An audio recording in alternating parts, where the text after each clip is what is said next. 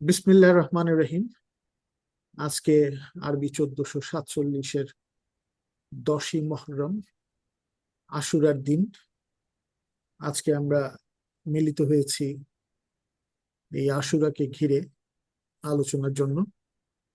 আমরা যারা আছি তারা নিশ্চয়ই সচেতন। ছোটবেলা থেকে আমরা একটা ঘটনাকেই দেখতাম যে তাজিয়া মিছিল হতো এবং হাই হোসেন হাই হোসেন বলে একটা শোক মাতম হতো, যেটা ইমাম হোসেনকে ঘিরে কারবালা প্রান্তরে সংগঠিত হয়েছিল সেই 61 হিজরি সনে বা 679-80 খ্রিস্টাব্দে।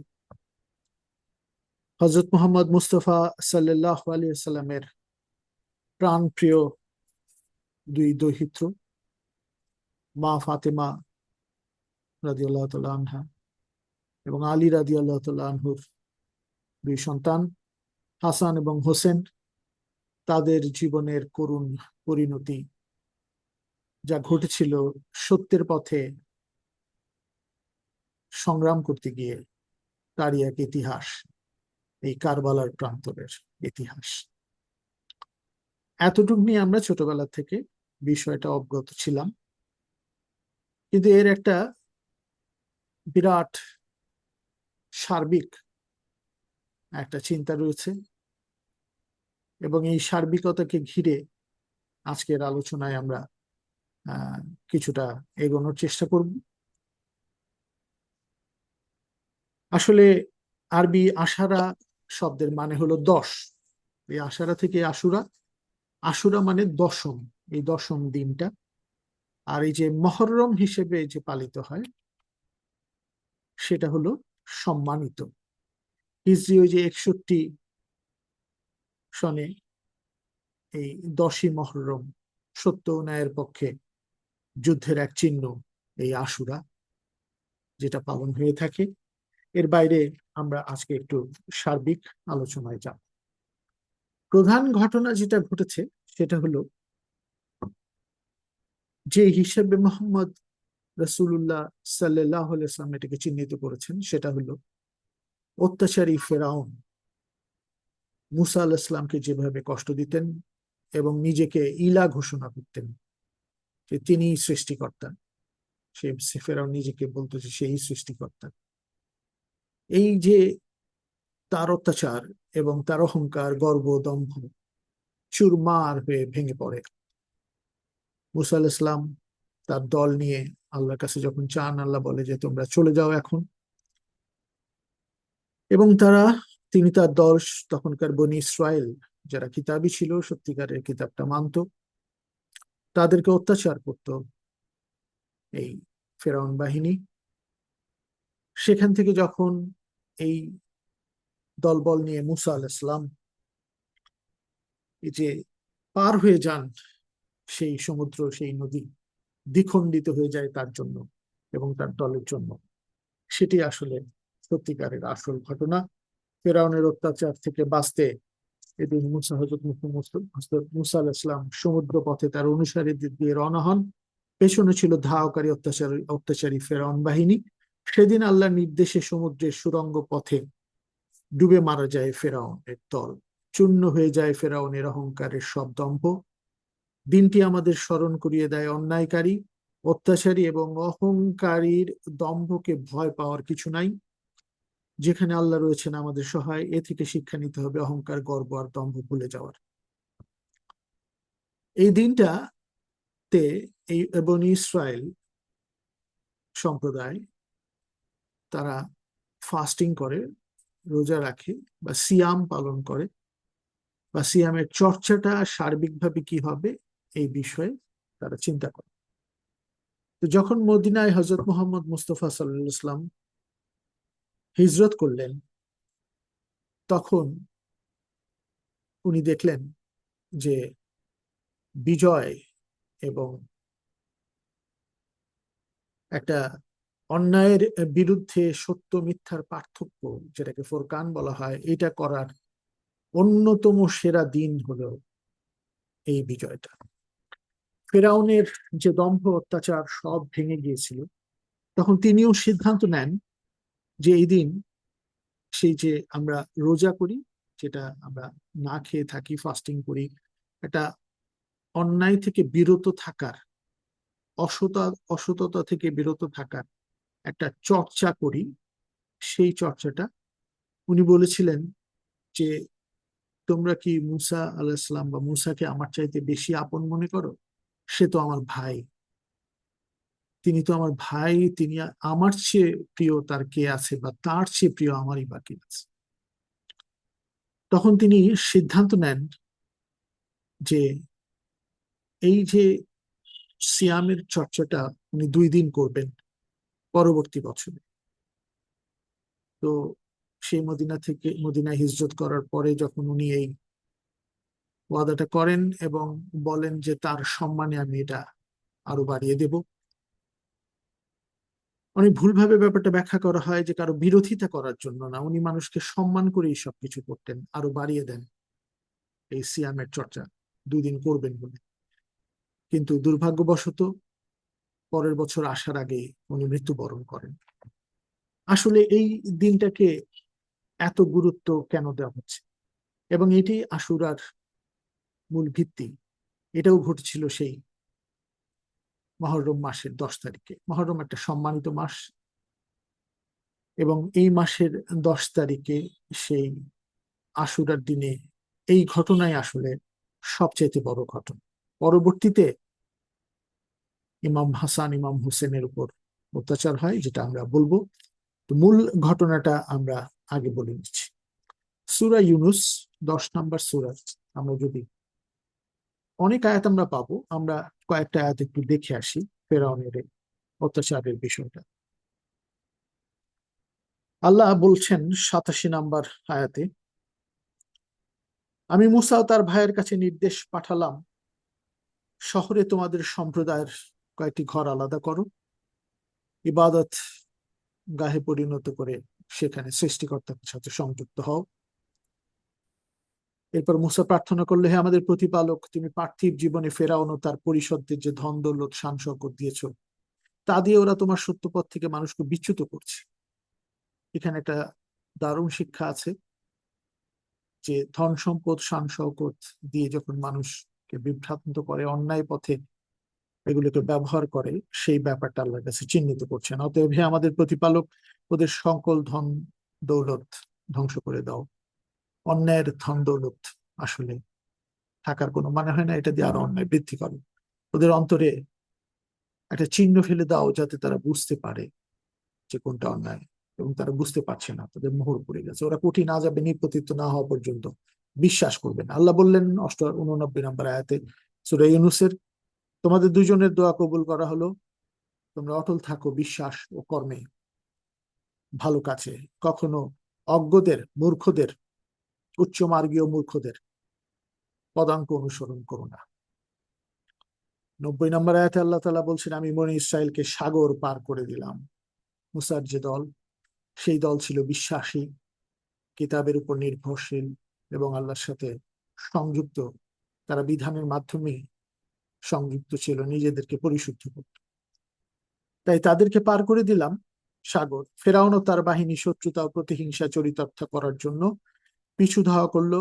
অবশেষে সাগরের পানি তাদের গ্রাস করলো। পানিতে নিমজ্জিত হয়ে যাওয়ার মুহূর্তে ফেরাউন বলল, আমি এখন বিশ্বাস করছি যে বনী ইসরাইলরা যাকে বিশ্বাস করে তিনি ছাড়া কোনো উপাস্য নেই, আমি তার কাছেই নিজেকে সমর্পণ করছি। ফেরাউন কিন্তু তখন বিশ্বাসী হতে চাচ্ছিল, লা ইলাহা ইল্লাল্লাহ, একক সৃষ্টিকর্তাকে স্বীকার করছি বলতে চাচ্ছিল। কিন্তু এখান থেকে আমাদের একটি শিক্ষা নিতে হবে, যেটা 40 নম্বর সূরা মুমিনের 84-85 নম্বর আয়াতেও পাবো, এবং আমরা সূরা নিসার 18 নম্বর আয়াতেও পাবো। আমরা একটু শেষ করি 91-92 নম্বর আয়াত সূরা ইউনূসের। এই যে ফেরাউন তখন ডুবে মরল, আল্লাহ তাকে বলছিলেন ওই সময়, এখন বলছো বিশ্বাসের কথা এই মৃত্যু মুহূর্তে? এর আগে তো তুমি অমান্য করেছো আর সমাজে সৃষ্টি করেছো বিপর্যয়, সমাজে সার্বিক বিপর্যয় সৃষ্টি করেছে। এরাই আসলে কাফের, এরাই আসলে ভুল পথে আছে। আজ শুধু তোমার লাশই সংরক্ষণের ব্যবস্থা করব, যাতে পরবর্তী প্রজন্মের জন্য তা সতর্ক সংকেত হয়ে থাকে। অবশ্য অনেক মানুষই আমার বাণী ও বিধি বিধানের ব্যাপারে উদাসীন, আল্লাহ বলছেন। এবং এই যে লাশই সংরক্ষণ করব যাতে পরবর্তী প্রজন্মের জন্য তা সতর্ক সংকেত হয়ে থাকে, এই যে আয়াতটা আল্লাহ তাআলা কত শত বছর আগে বললেন এই কোরআনে, এবং তারও আগে এই যে ফেরাউনকে বলেছিলেন, তাই আসলে প্রমাণিত হলো 1898 সালে থিপসের একটা ভ্যালি থেকে ফেরাউনের এই মৃতদেহ মমি অবস্থায়, একেবারে নষ্ট না হওয়া অবস্থায় আবিষ্কৃত হলো, এখন যেটা কায়রোর জাদুঘরে সংরক্ষিত আছে। আমরা ডক্টর মরিস বুকাইলি এই ব্যাপারে অনেক গবেষণা করেছেন এই দেহটা নিয়ে, ওনার বইও এই ব্যাপারে বিস্তারিত পাবো, ইউটিউবেও পাবো। এই যে সংরক্ষিত রাখা হলো একজন জালেমকে, এবং সত্য মিথ্যার পার্থক্যের এই দিনে যে মুসা আলাহিসাল্লামের ইসলামের জয়, এই জয়ই আসলে বিশ্বাসের জয়, শান্তির জয়, অন্যায়ের বিরুদ্ধে এগিয়ে যাওয়ার জয়। এটি আসলে এই আশুরার মূল বিষয়। পরবর্তীতে অনেক ঘটনা বলা হয়, একটা তো আমরা বললাম কারবালা প্রান্তরে যে ঘটনা, সেটাও সত্য মিথ্যার পার্থক্যের জন্য আমাদের প্রিয় নবী হযরত মুহাম্মদ মুস্তাফা সাল্লাল্লাহু আলাইহি ওয়াসাল্লামের দুইজন দৌহিত্র, একজনকে আগেই হত্যা করা হয় হযরত হাসান রাদিয়াল্লাহু তাআলা আনহুকে, এবং হযরত হোসেনকে এখানে পরিবার সহ 72 জন সাহাবী একসাথে হত্যা করা হয় এই ফোরাত নদীর তীরে কারবালার প্রান্তরে। এবারে আমরা অন্যান্য বিষয়গুলোতে যাচ্ছি, আজকে আমাদের সময় কম। আমরা একটু দেখি কি কি বিষয় আসলে উচ্চারিত হয় এই দিনকে ঘিরে। আশুরা আত্মত্যাগ উপলব্ধি করার দিন এবং নির্মমতাকে না বলার দিন হলো এই আশুরা। আমরা বলেছি 668 খ্রিস্টাব্দে 61 হিজরি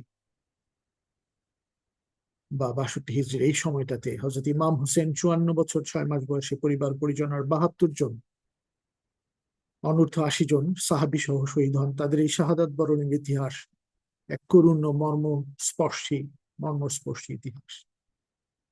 তারা ছিলেন মহানবীর দৌহিত্র। শোকের পাশে ঘটনাবহুল আশুরার দিনটি নানা কারণে আসলে বিশেষ তাৎপর্যপূর্ণ।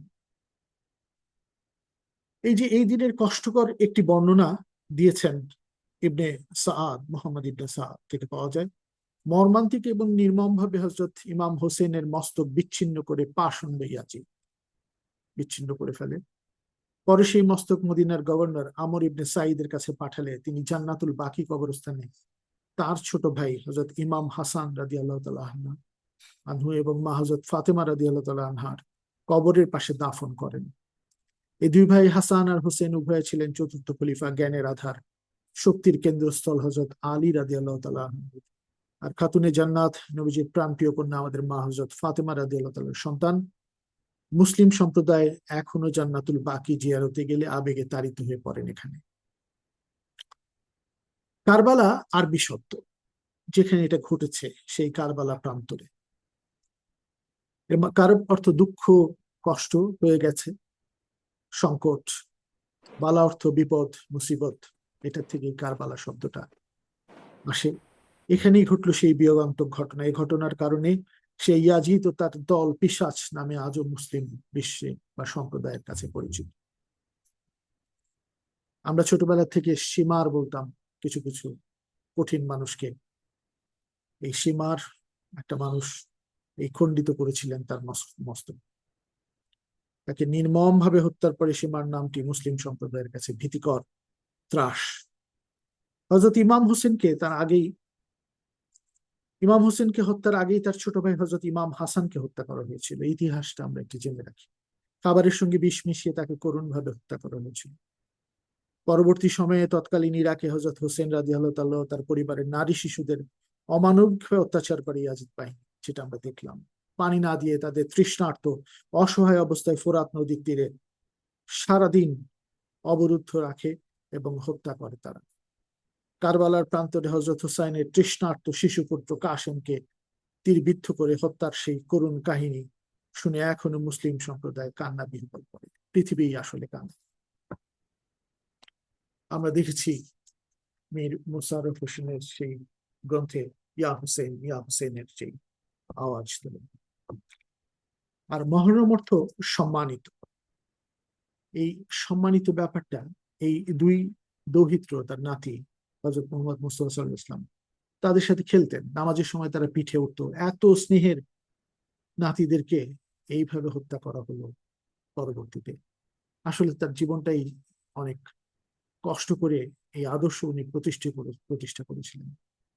তার 4জন সন্তান মারা গিয়েছিলেন, পরবর্তীতে নাতি মারা যান, তার মেয়ে তার কিছুদিন পরেই মারা যান ওনার মৃত্যু। এই যে কষ্ট একজন করেছেন একটি আদর্শকে প্রতিষ্ঠার জন্য, এখান থেকে আমরা শিক্ষা নিই। মহরম অর্থ সম্মানিত। আর ইসলামী পরিভাষায় আশুরা হলো মহরমের 10 তারিখ, আগেই বলছি। আশুরার মূল চেতনা হলো অন্যায়ের বিরুদ্ধে ন্যায়ের সংগ্রাম, যেটা ওই ফেরাউন থেকে শুরু হয়েছিল। ফেরাউনকে পরাজিত করার মাধ্যমে মুসা আলাইহিস সালামের আল্লাহর সহযোগিতা আসে। আমরা নজরুলে একটা চমৎকার কবিতা পড়ি, ত্যাগ চাই মর্সিয়া ক্রন্দন চাহিনা। আসলে ত্যাগের মাধ্যমে আমাদেরকে জয় করতে হবে, কাঁদলে হবে না। এই ফিলিস্তিনে সবাইকে মেরে ফেলছে, এখানে মেরে ফেলছে, আমি দোয়া দরুদ নিয়েই ব্যস্ত, কান্নাকাটি করছি, এর মধ্যে থাকলে হবে না। চমৎকার ক্রন্দন চাহিনা, ত্যাগ এবং সেই জ্ঞান অর্জন করতে হবে। ইকরার ভিত্তিতে আমাদের কোরআনের প্রথম শব্দ, পড়ো জানো জ্ঞান অর্জন করো, যা শিখিয়েছি। কলমের মাধ্যমে প্রচেষ্টা নাও, যা জানতে না তাই শিখো। এই ব্যাপারগুলোর মাধ্যমে জ্ঞান অর্জন না করতে পারলে এগুলির বিরুদ্ধে দাঁড়ানো যাবে না। সর্বত্র ছড়িয়ে দেওয়ার মহান শিক্ষা অবিচার ও ষড়যন্ত্র থেকে। এই পৃথিবীকে মুক্ত রাখতে ত্যাগের মহিমা সর্বত্র ছড়িয়ে দেওয়ার এই শিক্ষাই আছে এই আশুরার দিনে। আশুরাতে বলা হয়ে থাকে, এগুলো কোনো প্রমাণিত বা খুব অথেন্টিক সোর্স না, তারপর আমরা একটু বলে রাখি। কথিত আছে আশুরাতে নভমণ্ডলের সৃষ্টিকুলের প্রাথমিক বিভাজন প্রক্রিয়া শুরু হয়। বিগ ব্যাং, যে পৃথিবী সৃষ্টি হয়েছে এই দিনে। একই সঙ্গে মহাপ্রলয় বা কিয়ামত সংঘটিত হওয়ার সমূহ সম্ভাবনা রয়েছে এই দিনেই। মহানবী সাল্লাল্লাহু আলাইহি ওয়াসাল্লাম কিয়ামতের দিনক্ষণ হিসেবে আশুরার কথা বোধহয় কোনো জায়গায় চিহ্নিত করেছেন।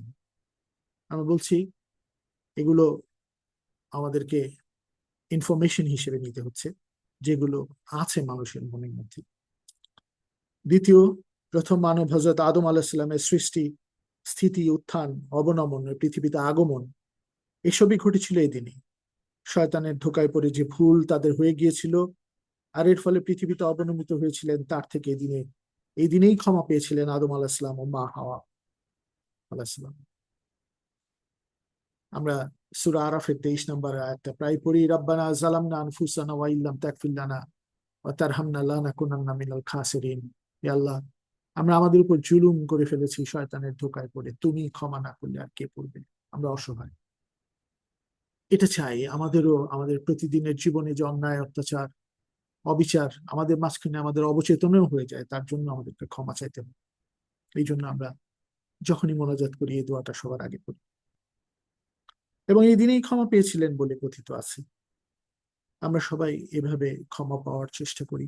এই দিনটা গুরুত্বপূর্ণ, কেন নয় আজকেই ইবাদতটা করি তাহলে। মুসলমান সম্প্রদায়ের দ্বিতীয় আদম বলা হয় যাকে, নূহ আলাইহিস সালাম। 3 নম্বর আর একটা কারণ, আল্লাহর নির্দেশে তার বিশাল কিস্তি বা নৌকা আর্ক অফ নোয়া যাত্রা শুরু করেন এবং মহাপ্লাবনের সমাপ্তি হয়েছিল এই আশুরার দিনে। তাই মহা আযাব বা মহাপ্লাবন থেকে মুক্তি পান সে সময়ের মানুষ এই দিনেই। হযরত নূহ আলাইহিস সালামের এই আর্ক অফ নোয়া, সেই নৌকা এদিনেই মাটি স্পর্শ করে, তারপর মাটিতে মানুষ আবার ভূমিকর্ষণ করে এবং ফসল ফলানোর সুযোগ পায়। আজকের আবাদের আর উন্নতির পুনঃসূচনা সে থেকেই। এই ডেভেলপমেন্ট এবং সভ্যতার মেটামরফোসিস, ট্রান্সফরমেশন এবং এগিয়ে চলা সেই দিন থেকেই, সেই দিনটি আশুরার দিন বলা হয়ে থাকে। আজ মানুষ ভোগ করছে এর ফলেই তার অন্য আর জীবিকা আরো উন্নতি সেই মহামহিমের অনুগ্রহে। আজ আমরাও মুক্তি চাই পাপ পঙ্কিলতার অন্যায় থেকে, চাই সৎ জীবিকার সন্ধান। আমরাও ফলাবো উন্নয়ন যা টেকসই ও সৎ ভিত্তির জীবিকা নির্ভর হবে। যে শিক্ষা এই চমৎকার আদর্শ আমাদেরকে দেয়। নূহ আলাইহিস সালাম তার সম্প্রদায়ের অন্যায়ের পরিত্যাগ করে তার নিজ সন্তানকেও পরিত্যাগ করে চলে এসেছিলেন। সন্তান হলেই আত্মীয় হচ্ছে না, রক্তের সম্পর্ক থাকলেই প্রিয় হচ্ছে না। এটা আমরা সূরা হুদেও দেখেছি। নূহ আলাইহিস সালামকে বলা হচ্ছিল আল্লাহর পক্ষ থেকে যখন তার সন্তানের জন্য অপেক্ষা করছিলেন, অন্যায়কারী যেই হোক সামনাসামনি হতে পারবেন। লূত আলাইহিস সালামের ক্ষেত্রে আমরা দেখেছি তার স্ত্রীকে ফেলে যেতে হয়েছিল। 4 নম্বর আরেকটি কারণ যা কথিত আছে, হযরত ইব্রাহিম আলাইহিস সালাম আল্লাহর প্রতি আনুগত্যের জন্য রাজা নমরুদ আগুনে পুড়িয়ে ধ্বংস করতে চেয়েছিল। ইব্রাহিম আলাইহিস সালাম হলো রোল মডেল সবার জন্য, তৌহিদের রোল মডেল। একক সৃষ্টিকর্তার উপর নির্ভর করে সৎভাবে নিজের জীবনে নিজের প্রচেষ্টার মাধ্যমে উন্নতি করার যে আল্লাহর শিক্ষা, এবং বিভিন্ন প্রশ্ন করতেন আল্লাহকে, আল্লাহ আমাকে দেখাও আকাশমণ্ডলী এবং ভূমণ্ডলের পরিচালনা পদ্ধতি। আল্লাহ 6 নম্বর সূরা আনামের 75 নম্বর আয়াতে বলছেন, আমি ইব্রাহিমকে প্রথমবারের মতো ভূমণ্ডল এবং আকাশমণ্ডলের, ভূ এবং নভমণ্ডলের পরিচালনা পদ্ধতি সম্পর্কে অবগত করলাম। সে দৃঢ় বিশ্বাসীদের অন্তর্ভুক্ত হয়ে গেল। আবার বলছেন সূরা বাকারার সেই 260 নম্বর আয়াতে যে আল্লাহ তুমি মৃতকে কিভাবে জীবিত করো। আল্লাহ বলছেন তুমি কি বিশ্বাস করো না আমাকে? উনি বলছেন না, আউট অফ কিউরিসিটি, আমার তো জানার আগ্রহ থাকতেই পারে। এবং আল্লাহ এনকারেজ করেন এই জানার আগ্রহ। হ্যাঁ, তুমি প্রশ্নের মাধ্যমে জানো, আমার কোরআনে সবই আছে। আল্লাহ উত্তর দেন এবং উনি কনভিন্সড হন, উনি বিশ্বাস করেন, দৃঢ় বিশ্বাসীদের অন্তর্ভুক্ত। এই জন্যই আল্লাহ বলছেন, এবং বলছেন অজ্ঞরা ছাড়া ইব্রাহিমের ধর্মকে আর কে অস্বীকার করবে। সূরা বাকারার 130 নম্বর। উনি হয়ে গেছেন রোল মডেল। সেই ইব্রাহিমকে ধ্বংস করতে চেয়েছিল নমরুদ, হয়েছে কি না, আগুনকে শীতল করে দিয়েছেন। যারা এভাবে চলে তাদের মাঝখানে আসলে কষ্ট দুঃখ কিছুই আর লাগে না। তারা এমন একটা অবস্থানে চলে যায়, এগুলো তাদেরকে ছোঁয় না। যত কষ্টই দেখ, সে আগুনের মতোই কষ্ট হোক না কেন, অন্যায়কৃত মানুষ তাদেরকে সে কষ্ট দিলে তারা সেটা ভোগ করে না। তারা সর্বকালীন জীবনের কথা চিন্তা করে। এরকম একটা ঘটনা এই দিনে ঘটেছিল বলে কথিত আছে। আমরা এরপরে চলে যাচ্ছি, এদিনে হযরত ইউনূস আলাইহিস সালাম পেয়েছিলেন মাছের পেট থেকে মুক্তি। তাকেও বলা হচ্ছে ইউনূস তার সম্প্রদায়কে ছেড়ে চলে গেছিলেন। একমাত্র নবী যার সম্প্রদায় তাকে মেনেও নিয়েছিল, কিন্তু উনি হতাশ হয়ে চলে গিয়েছেন।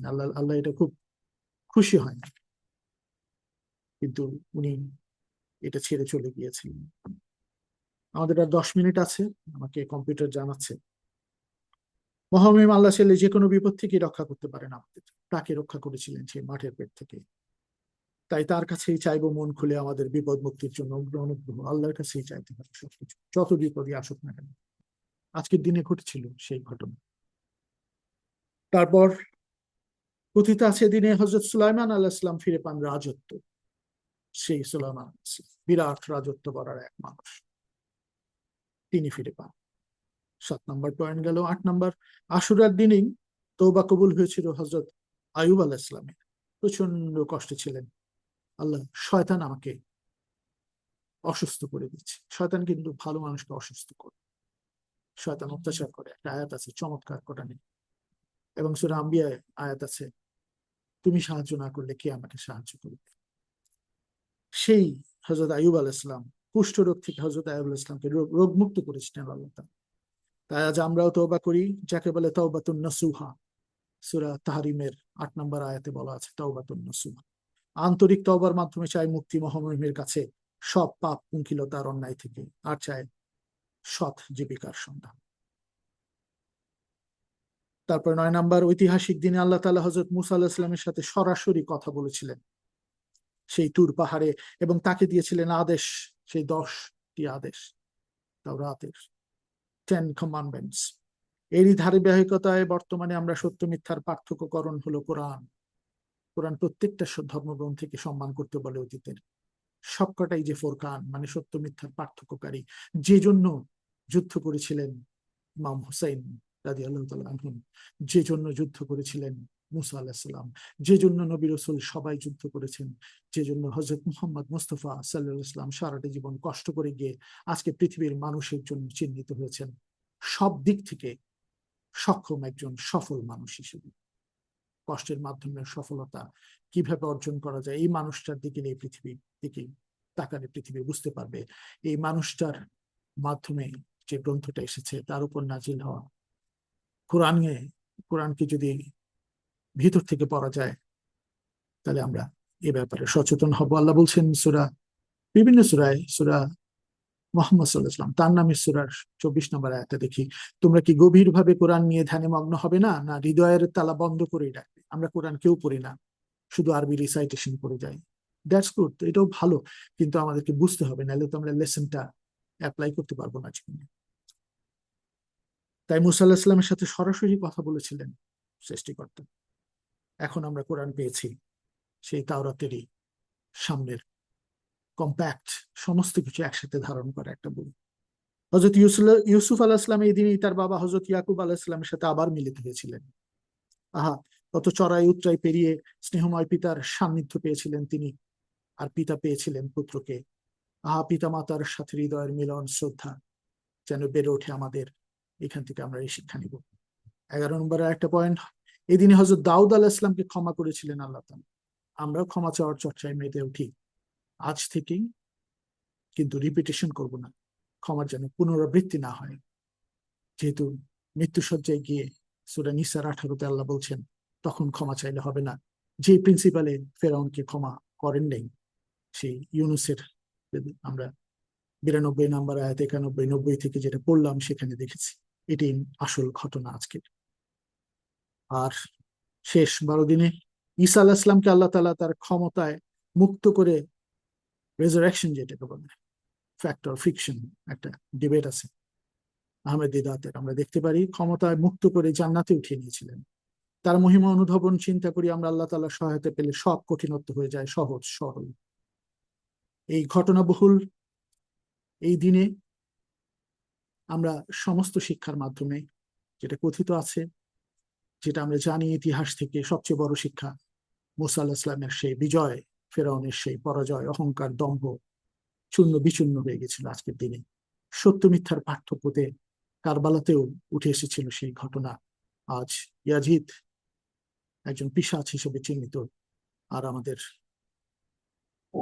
হাসান হুসেন চিহ্নিত, রাদিয়াল্লাহু তাআলা আনহু চিহ্নিত আমাদের চোখে একজন বীর হিসেবে, সততা এবং সুন্দরের বীর হিসেবে। তাই আমরা এইভাবে স্যাক্রিফাইস করি, ত্যাগ করি, যেটাকে আসল কোরবানি বলে। স্যাক্রিফাইস করে আমরা জীবনে এগিয়ে যাই সততার পথে, সুন্দরের পথে। আজকে আশুরার এই ছোট্ট আলোচনা, আমাদের আর সময় খুব কম, অথবা বন্ধ হয়ে যাবে এর জন্য লিঙ্কটা, এখানেই আমি শেষ করছি। ধন্যবাদ। আপনাদের কোনো প্রশ্ন থাকলে আমরা